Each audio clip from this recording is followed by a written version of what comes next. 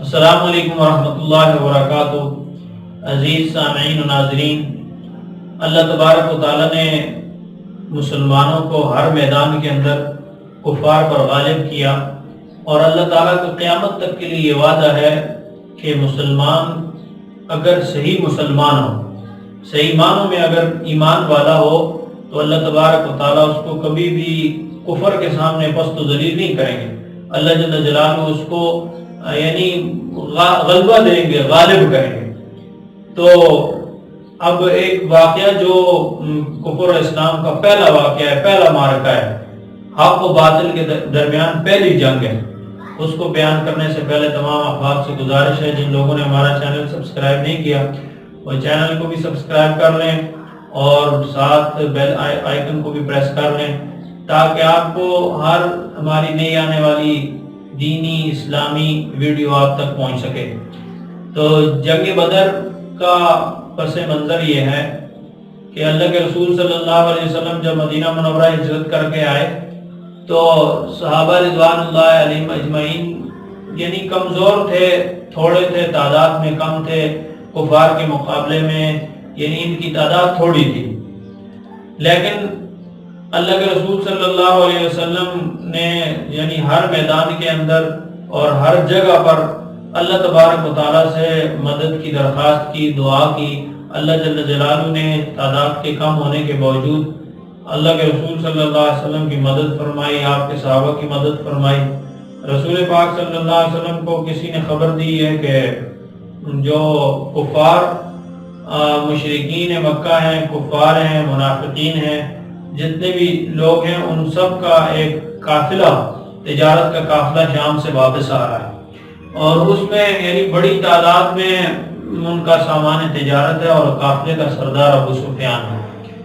اللہ کے رسول صلی اللہ علیہ وسلم نے صحابہ سے مشورہ کیا کہ کیوں نہ اس قافلے کا تعاقب کیا جائے تاکہ کفر کی طاقت ٹوٹے۔ صحابہ رضوان اللہ علیہ مجمعین اس بات پر متفق ہوئے تو اللہ کے رسول صلی اللہ علیہ وسلم نے اس قافلے کا تعاقب کیا۔ جب آپ یعنی نکلے اس قافلے کے تعاقب کے لیے تو ابو سفیان کو خبر لگ گئی کہ اللہ کے رسول صلی اللہ علیہ وسلم اور ان کے صحابہ قافلے کا تعاقب کر رہے ہیں، اور یہ سارا یعنی سامان تجارت وغیرہ ہم سے لے لیا جائے گا۔ تو اس نے دو کام کیے۔ ایک کام تو یہ کیا کہ ایک آدمی کو اجرت دی اور تیز رفتار اونٹنی دی، اس سے کہا کہ جاؤ، جا کر مکے میں تمام سرداروں کو اکٹھا کر کے بتاؤ کہ محمد صلی اللہ علیہ وسلم اور ان کے ساتھی آپ کے اس قافلے کا، سامان تجارت کا تعاقب کرنے والے ہیں، ان کے مقابلے کے لیے آئیں۔ دوسری بات اس نے یہ کی کہ جو اس کا قافلہ تھا، جو مشہور راستہ تھا مکے کا، اس کو چھوڑ کر اس نے اپنے قافلے کو ساحل سمندر پر ڈال دیا، یعنی راستہ تبدیل کر لیا۔ تو ادھر جب مکے میں کفار کو خبر ملی، اطلاع ملی، تو ابو جہل اس وقت کا کفار کا بڑا سردار تھا، اس نے سب کو جمع کیا اور 1000 جنگجو تیار کیے جو اسلحہ سے لیس تھے اور ان کے پاس سواریاں تھیں، اور ساتھ اس نے عورتوں کے لیا گانے بجانے والی عورتوں کو کہ آج نعوذ باللہ، معاذ اللہ، مسلمانوں کا خاتمہ کر کے، مسلمانوں کی کو جڑ سے ختم کر کے ہم جشن منائیں گے۔ تو الغرض وہ اپنے قافلے کو لے کر نکلا، اور رسول پاک صلی اللہ علیہ وسلم کو بھی اطلاع مل گئی، کیونکہ اللہ کے رسول صلی اللہ علیہ وسلم جنگ کے لیے تو گئے نہیں تھے، ساز و سامان بھی نہیں تھا، سواریاں بھی کم تھی۔ تو صحابہ رضوان اللہ علیہ مجمعین سے آپ نے مشورہ کیا۔ اللہ کے رسول صلی اللہ علیہ وسلم نے ساتھ ساتھ اللہ تبارک و تعالیٰ کے دربار میں دعا، عاجزی اور انکساری یعنی عرض کی، درخواست کی، دعا فرمائی۔ اللہ تبارک و تعالیٰ سے عرض کی کہ یا اللہ، یہ تھوڑے سے لوگ جو تیرا نام لیوائیں اگر یہ ختم ہو جائیں گے تو قیامت تک تیرا نام لینے والا کوئی نہیں رہے گا۔ اللہ تبارک و تعالیٰ نے یعنی خوشخبری دے دی رسول پاک صلی اللہ علیہ وسلم کو، جنگ سے پہلے خوشخبری دی کہ آپ کو ہم 2 جماعتوں میں سے ایک پر غالب کریں گے۔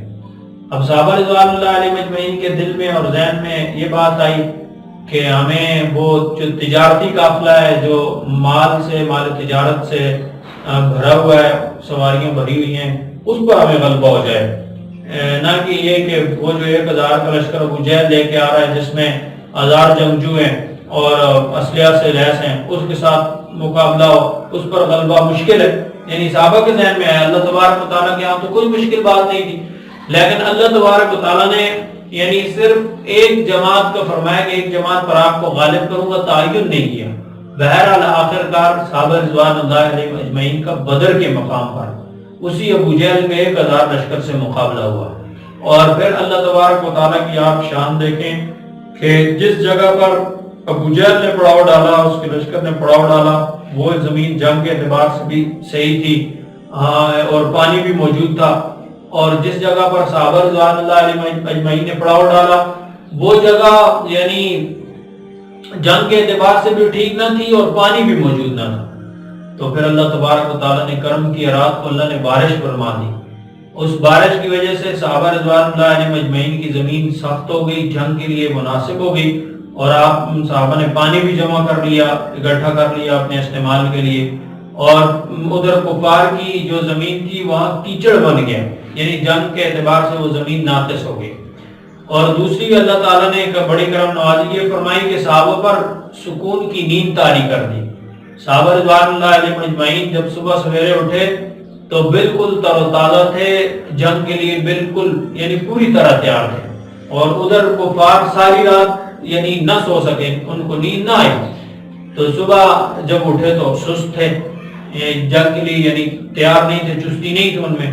اللہ تعالیٰ نے یعنی صحابہ رضوان اللہ علیہ اجمعین کی مدد فرمانی تھی، آپ کو اس 1000 کے لشکر پر غالب کرنا تھا. صحابہ کی تعداد اس جنگ میں 313 تھی اور کفار کی تعداد 1000 تھی. اللہ تبارک و تعالیٰ نے 313 کو 1000 پر غالب کر دیا. اور مدد کے لیے اللہ پاک نے فرشتے اتارے، صحابہ رضوان اللہ علیہ اجمعین کی مدد کے لیے اللہ جل جلالہ نے آسمانوں سے فرشتے اتارے.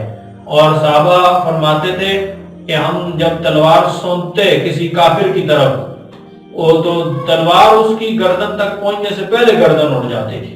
یعنی فرشتے اس قدر اللہ تعالیٰ نے اتارے کہ فرشتے ان کی گردنیں اڑا رہے تھے.